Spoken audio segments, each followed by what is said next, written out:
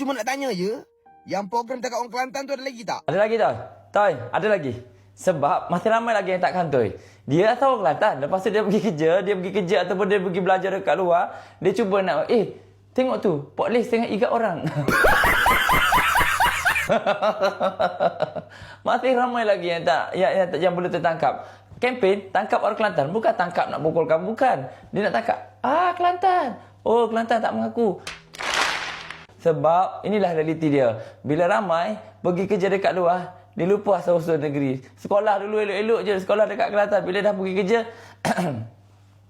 KL sangat. Sekali lagi, KL sangat.